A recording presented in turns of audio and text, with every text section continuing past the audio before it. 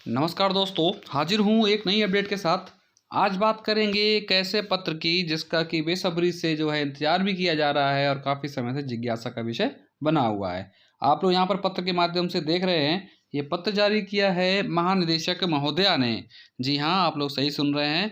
ये जो अभी नवनियुक्त महानिदेशक महोदया हैं, आदरणीय कंचन वर्मा जी, इन्होंने जो है पहला पत्र जारी किया है। आइए देखते हैं क्या है इस पत्र में। तो सबसे पहले आप लोग देखिएगा कि इसमें जो है समस्त उत्तर प्रदेश के जो जिला बेसिक शिक्षा अधिकारी हैं उनको ना करके ये कुछ एक जो है जनपद के लिए लिखा गया है। आप लोग देख सकते हैं जिसमें कि जिला बेसिक शिक्षा अधिकारी उन्नाव, सीतापुर, रायबरेली, हरदोई, लखीमपुर और बाराबंकी है। और समस्त खंड शिक्षा अधिकारी के रूप में आप लोग भी देख सकते हैं उन्हीं जनपदों के नाम इधर पर दिए हुए हैं। और नेक्स्ट में आप लोग देख सकते हैं विषय में बेसिक शिक्षा परिषद उत्तर प्रदेश के अधीन संचालित विद्यालयों में फेस रिकॉग्निशन आधारित बायोमेट्रिक उपस्थिति प्रणाली लागू किए जाने के संबंध में। यहाँ पर जो अभी चर्चा का विषय रहा काफ़ी समय से, काफ़ी माह से, जिसमें कि पोर्टल के माध्यम से ऑनलाइन उपस्थिति देने की बात कही जा रही थी, तो उसी के विषय में ये पत्र है। आप लोग पत्र को देख सकते हैं। सबसे पहले तो ये जो पत्र है आप लोग देख सकते हैं, तिथि के रूप में भी 12 दिसंबर को ये पत्र जारी किया गया है। मतलब कि आज की तिथि का ये पत्र है। और ये अभी जो जिन जनपदों के लिए पत्र दिया गया है वो जनपद भी आप लोग यहाँ पर देख सकते हैं। तो इस पत्र के में क्या लिखा है वो भी आइए बात कर लेते हैं। यहाँ पर कुछ खास नहीं है, बाकी सब वही है जो पिछले बार की जो वीडियो डाला था उसमें था। चीज़ें वही हैं। उपस्थिति मॉड्यूल के अनुसार विद्यालय खोलने तथा बंद होने के समय शिक्षकों द्वारा स्वयं की उपस्थिति अंकित करने का तथा छात्र छात्राओं की उपस्थिति अंकित करने का प्रावधान, वही सब चीज़ें हैं जिसमें उपस्थिति को खास तरीके से जो है फोकस किया गया है इन उपरोक्त जनपदों हेतु। और वही चीज़ें जो 2 टेबलेट वितरण की प्रक्रिया गतिमान है।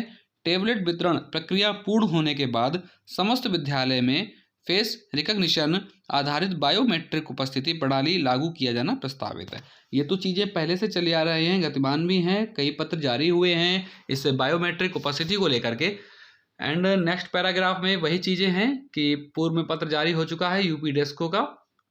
देन फर्स्ट पॉइंट है फेस रिकॉग्निशन आधारित बायोमेट्रिक उपस्थिति प्रणाली संबंधी एप्लीकेशन समस्त 6 जनपदों के टेबलेटों में मोबाइल डिवाइस मैनेजमेंट के माध्यम से स्टेट लेवल से पुश कर दी जाएगी। जो 6 जनपद ऊपर दिए थे आप लोगों ने अभी 6 जनपदों को देखा था, उन्हीं जनपदों में जो है ये बात कही जा रही है कि मोबाइल डिवाइस मैनेजमेंट के माध्यम से जो है उसमें वो चीज़ जो है लेवल स्टेट लेवल से पुश कर दी जाएगी। उसके बाद में सभी टैबलेट्स में जिनमें इंटरनेट कनेक्ट होगा, चाहे वो सिम के माध्यम से हो या फिर किसी वाईफाई के माध्यम से हो, बस इंटरनेट उन टैबलेट में अगर है तो उनमें एप्लीकेशन अपने आप से जो है शो होने लगेगा। जो एप्लीकेशन बनाई गई है, ऐप बनाया गया है शासन द्वारा, जिससे कि आपका जो फेस रिकग्निशन होगा शिक्षक और छात्रों का दोनों का, तो वो ऐप आपको ऑटोमेटिक ही शो होने लगेगी। तो देन नेक्स्ट पॉइंट है प्रधानाध्यापक द्वारा प्रेरणा पोर्टल पर रजिस्टर्ड मोबाइल नंबर का प्रयोग करके ऐप पर लॉगिन किया जा सकेगा। लॉगिन ओटीपी आधारित होगा। जब वो ऐप आपके में शो होने लगेगा और अब शिक्षक जो होगा जिसको टैबलेट वो मिला है, वो जब अपना मोबाइल नंबर जो रजिस्टर्ड मोबाइल नंबर है उसमें फिल करेगा तो उसको एक ओटीपी प्राप्त हो जाएगा। और उस ओटीपी को सबमिट करते ही आपका जो है लॉगिन एक्टिवेट हो जाएगा और आप उस दिन से या अगले दिन से जो है अपनी उपस्थिति वहाँ पर शो और कर सकते हैं। आइए बात करते हैं शिक्षकों एवं शिक्षणेतर कर्मियों का पंजीकरण कैसे होगा। तो इसमें दिया है प्रधानाध्यापक द्वारा प्रथम बार एप्लीकेशन पर लॉगिन करने पर शिक्षक रजिस्ट्रेशन वाले सेक्शन में मैनुअल के अनुसार टैबलेट कैमरे से फेस के 3 क्लिक करके सेव करेगा। बात को समझिएगा यहाँ पर बड़े ही आराम से कि प्रधानाध्यापक जो है पहली बार जब ऐप पर क्लिक करेगा, मतलब लॉगिन करेगा, अपना मोबाइल नंबर डालेगा रजिस्टर्ड, उसके करने पर शिक्षक जो है रजिस्ट्रेशन वाला सेक्शन उसमें शो होगा। एक सेक्शन आएगा रजिस्ट्रेशन के नाम से, उस पर जब आप क्लिक करेंगे उसमें मैनुअल के अनुसार टैबलेट कैमरे से फेस के 3 क्लिक, कैमरे कहने का मतलब है वहाँ पर एक टैबलेट में कैमरा शो हो रहा होगा, उसमें फेस के 3 बार क्लिक करना होगा सेव करने के लिए। जब क्लिक करेंगे वो सेव हो जाएगा। यह कार्यवाही विद्यालय के समस्त शिक्षकों एवं कार्मिकों के संबंध में की जाएगी। सबके नाम आएंगे और सबके द्वारा वो की जानी है। उसके बाद में ऊपर जो चरण बताया गया उसकी कार्यवाही पूर्ण होने पर समस्त शिक्षक का जो है विवरण अप्रूवल के लिए खंड शिक्षा अधिकारी के लॉगिन पर प्रदर्शित होने लगेगा। जो आपके बीईओ रहेंगे उनके पर जो है वो लॉगिन पर प्रदर्शित होने लगेगा। प्रेरणा पोर्टल पर रजिस्टर्ड मोबाइल नंबर का प्रयोग कर फेस रिकॉग्निशन आधारित बायोमेट्रिक उपस्थिति प्रणाली पर लॉगिन कर जो आपके बीईओ होंगे उनके द्वारा एक एक कर शिक्षकों या जो भी कर्मी होगा उसके फोटो व नाम का मिलान कर वेरीफाई करने की कार्रवाई की जाएगी। जब आप लोग वहां से क्लिक कर देंगे अपने टैबलेट से विद्यालय में बैठ के, तो आपका जो है एक नोटिफिकेशन बीईओ के पास जाएगा और वहां पर बीईओ सर जो होंगे, बात को समझिएगा, वो आपका देख लेंगे कि आपकी रिक्वेस्ट आई हुई है, तो आपका नाम और फोटो जो है वो अपने वहाँ कार्यालय से वेरीफाई कर लेंगे और फिर उसको जो है वेरीफाई करके क्लिक कर देंगे। उसके बाद में यदि खंड शिक्षा अधिकारी द्वारा किसी शिक्षक का फोटो गलत पाया जाता है तो उसे रिजेक्ट किया जा सकेगा। ऐसा होता है कभी कोई जो है गलत फोटो यहाँ पर बीईओ कार्यालय में अटैच है और आपने कोई दूसरी फोटो भेजी है तो उसको जो है रिजेक्ट भी किया जा सकेगा। ऐसे प्रकरण जब भी होंगे तो उसमें प्रधानाध्यापक द्वारा शिक्षक कर्मी की पुनः फोटो क्लिक कर रजिस्ट्रेशन की कार्रवाई की जाएगी। तो दोबारा से आपको बता दिया जाएगा विद्यालय की आपकी फोटो जो है जो मैच नहीं कर रही है, आप दोबारा से फोटो अपनी क्लिक करके भेजिएगा, तो ये चीज़ दोबारा से होगी। उसके बाद में शिक्षक या कार्मिक जो भी होगा उसके त्रुटिपूर्ण रजिस्ट्रेशन में संशोधन की कार्रवाई फेस रिकॉग्निशन आधारित बायोमेट्रिक उपस्थिति प्रणाली पर रजिस्ट्रेशन से 15 कार्य दिवसों तक जिला बेसिक शिक्षा अधिकारी के संस्तुति उपरांत की जा सकेगी। तो ये जो ऊपर बात बताई गई कि कभी अगर फोटो मैच नहीं कर रही है तो उसमें क्या करना है वो भी देख लीजिएगा कि आपने जिस दिन रजिस्ट्रेशन किया है उसके 15 दिन तक, मतलब 15 दिन के अंदर जिला बेसिक शिक्षा अधिकारी महोदय के जो है उनके संस्तुति भी होगी वहाँ पर कि सर मैडम जो भी आपके यहाँ रहेंगे बीएसएस, उनसे रिक्वेस्ट की जाएगी कि हमारा गलत फोटो चला गया था, तो उसके बाद ही उनकी जब संस्तुति हो जाएगी उसके बाद रजिस्ट्रेशन में संशोधन वाली कार्रवाई अनुमन्य होगी। उसके बाद में ये तो हो गया टीचर्स का। अब आइए नेक्स्ट देखते हैं छात्र छात्रों का पंजीकरण कैसे होगा।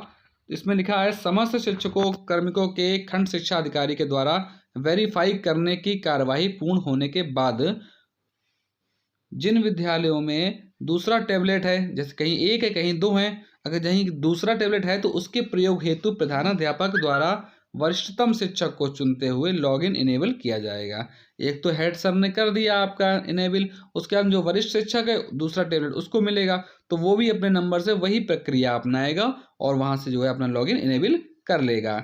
उसके बाद में जो वरिष्ठ शिक्षक वो होगा उसके द्वारा प्रेरणा पोर्टल पर रजिस्टर्ड मोबाइल नंबर का प्रयोग किया जाएगा और वो जो ऐप थी उस पर लॉगिन कर लेगा। इस प्रकार दोनों टैबलेट द्वारा फेस रिकॉग्निशन आधारित बायोमेट्रिक उपस्थिति प्रणाली का प्रयोग किया जाएगा। दोनों का इस तरह से लॉगिन हो जाएगा।